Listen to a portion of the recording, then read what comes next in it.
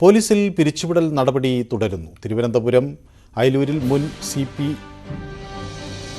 CI ജയസനലിനെ പിരിച്ചുവിടും. പ്രകൃതി വിരുദ്ധ പീഡനം ഉൾപ്പെടെയുള്ള കേസുകളിലെ പ്രതിയാണ് ജയസനൽ. പിരിച്ചുവിട്ടതിൻ്റെ മുന്നോടിയായി DGP നോട്ടീസ് നൽകി.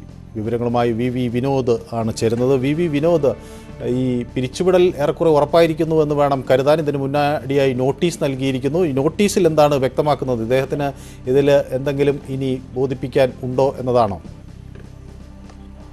മനു, നേരത്തെ തന്നെ നിരവധി നോട്ടീസുകൾ പോലീസ് ആസ്ഥാനം നൽകിയിരുന്നു. ഇതിനൊക്കെയും കൃത്യമായ മറുപടി ജയസനലിന്റെ ഭാഗത്തു നിന്നും ഉണ്ടായിരുന്നില്ല.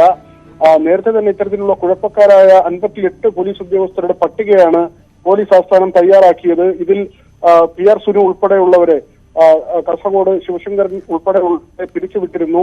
ഇതിന് പിന്നാലെയാണ് ഇപ്പോൾ ഈ പട്ടികയിൽ നിന്ന് വീണ്ടും പിരിച്ചുവിടൽ. നേരത്തെ ഈ ഗുണ്ടാബന്ധം ആരോപിച്ച് മറ്റ് 3 പോലീസുകാരെ തിരുവനന്തപുരം സിറ്റിയിൽ നിന്ന് പിരിച്ചുവിട്ടിരുന്നു. അത് കമ്മീഷണറുടെ നടപടിയായിരുന്നെങ്കിൽ ഇത് പോലീസ് ആസ്ഥാനം തന്നെ നേരത്തെ തയ്യാറാക്കിയ പട്ടികയാണ്. ക്രിമിനൽ കേസുകളിലും ഇങ്ങനെ ലൈംഗിക ആരോപണങ്ങൾ നേരിടുകയും അതിൽ അന്വേഷിച്ച് തെളിവുകൾ കണ്ടെത്തുകയും ചെയ്തവരെയാണ് ഈ പട്ടികയിൽ ഉൾപ്പെടുത്തിയിട്ടുള്ളത്. അതിന്റെ അവസാന നടപടികളായിട്ടാണ് വിശദീകരണം ചോദിക്കുന്നത്. പലപ്പോഴും ഉദ്യോഗസ്ഥർ, ഈ ആരോപണ വിധേയരായ ഉദ്യോഗസ്ഥർ, ശിവശങ്കരൻ ഉൾപ്പെടെയുള്ളവർ പോലീസ് ആസ്ഥാനത്തെത്തുകയോ ഇതിന് കൃത്യമായ മറുപടികൾ നൽകുകയോ ചെയ്തിരുന്നില്ല. പിന്നീട് ഓൺലൈൻ വഴി ഇത്തരത്തിൽ അവർക്ക് കാര്യങ്ങൾ ബോധിപ്പിക്കാനുള്ള അവസരമുണ്ടാക്കി.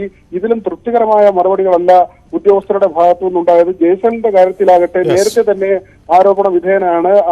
ലൈംഗിക കേസിൽ പിടിയിലായ യുവാവിനെ ലൈംഗിക വൈകൃതത്തിന് ഇരയാക്കിയതിന്റെ പേരിലാണ് ഏറ്റവും ഒടുവിൽ നടപടി നേരിട്ടത്. മനു, വളരെ നന്ദി. VV വിനോദാണ് വാർത്തയുടെ